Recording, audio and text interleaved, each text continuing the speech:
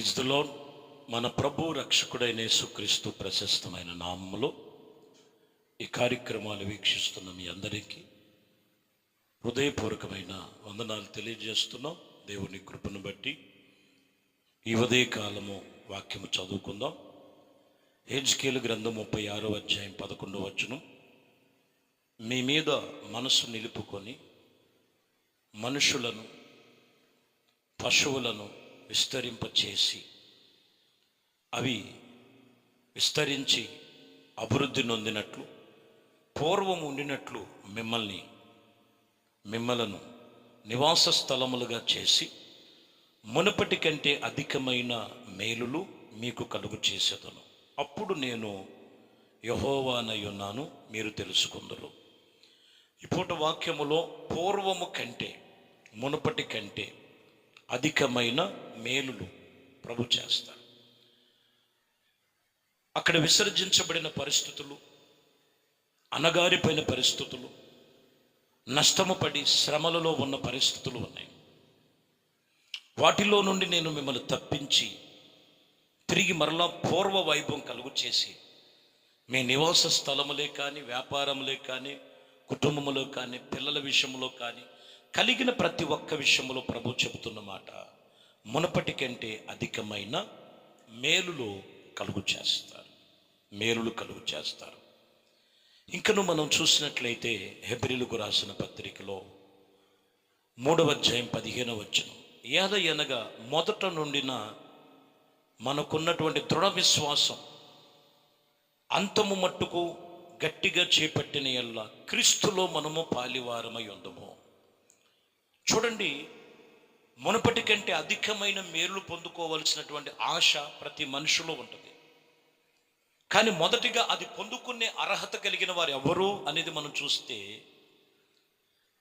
మునుపటికున్నటువంటి విశ్వాసం, దృఢ విశ్వాసము కలిగి ఉండాలి. ఎలయనగా మొదటనున్నటువంటి దృఢ విశ్వాసము కంటే అధికముగా నీకున్న విశ్వాసాన్ని గట్టిగా చేపట్టిన యెడల క్రీస్తులో మీరు పాలివాగస్తులై ఉంటారు, క్రీస్తులో మీరు పాలివారై ఉంటారు. హెబ్రీయులకు రాసిన పత్రికలో 6వ అధ్యాయం 12వ వచనంలో, మీకున్న నిరీక్షణ పరిపూర్ణమగు నిమిత్తము మీరు ఇదివరకే కనపరిచిన ఆసక్తి తొదమట్టుకు కనపరచవలనని అపేక్షించుచున్నాము, ఆశపడుతున్నాము. ఆసక్తి పెరగాలి, విశ్వాసం ఇక్కడ పెరగాలి, విశ్వాసము పెరగాలి, ఆసక్తి పెరగాలి. అప్పుడే నీ పట్ల దేవుడు అధికమైనటువంటి కార్యాలు నువ్వు చూడగలుగుతావు, అధికమైన మేలు పొందుకోగలుగుతావు. వాక్యం ఇక్కడ చెబుతున్న మాటలవే. మరొక విషయములో యెషయా గ్రంథములో 42వ అధ్యాయములో 12వ వచనములో, యెహోవా యోబును అంతటా ఆశీర్వదించిన మనం చూస్తే, మరియు అధికముగా, ఇదిగో మనం చూస్తే అధికముగా ఆశీర్వదించను. అతడుకి కలిగినది గొర్రెలు, మేకలు, ఒంటెలు, ఎడ్లు డబల్ అయిపోయిన రెట్టింపు. ఇంకా చెప్పాలంటే వాళ్ళ పిల్లలు 10 మంది కూడా బహు సౌందర్యము గల వారుగా దేవుడు చేశారు. ఈ అధికమవటానికి గల కారణం ఏంటంటే చెప్పండి ఒకసారి. మనం చూస్తే యోబును గురించి తెలుసుకున్నప్పుడు కొన్నిసార్లు చెప్పుకుంటేనేమో యోబు ఎన్నో కష్టాలు పడ్డాడని చెప్తుంటారు, లేదంటే యోబు ఎంతగానో తిరిగి మరలా దేవుడి దగ్గర రెండింతలుగా ఆశీర్వదించబడ్డాడు అని చెప్తాం. కానీ యోబులో ఉన్న గొప్పతనం ఏంటంటే, అన్నీ ఉన్న దేవుని సన్నిధిలో అదే భయభక్తులతో ఉన్నాడు. సమస్తము కోల్పోయిన అదే భయభక్తులతో ఉన్నాడు. ఎక్కడ కూడా నోటి మాటతోనైనా దేవుణ్ణి ఎక్కడ దూషించలేదు. ఇది ఈరోజు మనం గమనించాలి. అధికం అవ్వాలి, అదే ఉన్నా లేకపోయినా. ఎప్పుడు ఒకే ఆత్మ సంబంధమైన అనుభవం యోబులో మనకి అది ఆయన యొక్క యథార్థమైనటువంటి జీవితం చూపిస్తున్నది. ఉంటే ఒక రకంగా, లేకపోతే ఒక రకంగా కాదు. ఎప్పుడు కూడా ఇక్కడ మీరు గమనించాల్సినటువంటి నిబంధన ఇది. అప్పుడు నీ పట్ల దేవుడు ఆయన కృప చూపించి అధికముగా దేవుడు నిన్ను ఆశీర్వదించగలిగిన వాడు, ఆశీర్వాదాలు పొందుకుంటావు. ప్రకటన గ్రంథములో 2వ అధ్యాయం 4వ వచనంలో, అయినను మొదట నీకుండినటువంటి ప్రేమ నీవు వదిలితివి, నేను నీ మీద ఒక తప్పిదము మోపవలసి ఉన్నాను. మొదట నీకున్నది ప్రేమ కొంచెమే, మొదట ఉన్నటువంటి ప్రేమలో ఉన్నటువంటి ప్రేమను వదిలేసావు. నిజమే కదా, అధికమవ్వాలి ప్రేమ. దేవుడంటే ప్రేమ. మొదట్లో చూస్తే విశ్వాసముతో ప్రేమతో మందిరానికి పరిగెత్తేవాళ్ళు, ప్రార్థన చేసేవాళ్ళు, దేవుడి వాక్యం ఏం చెప్పుద్దో ఏమొస్తుందో అని ఎంతో ప్రేమతో ఎదురు చూసేవాళ్ళు.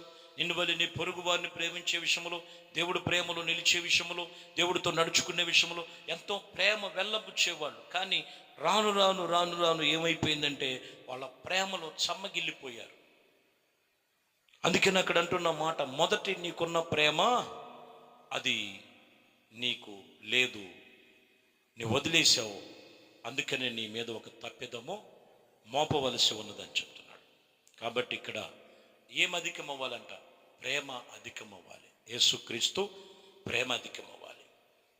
ఋతు గ్రంథములో 3వ అధ్యాయం 10వ వచనములు చదువుతున్నాం.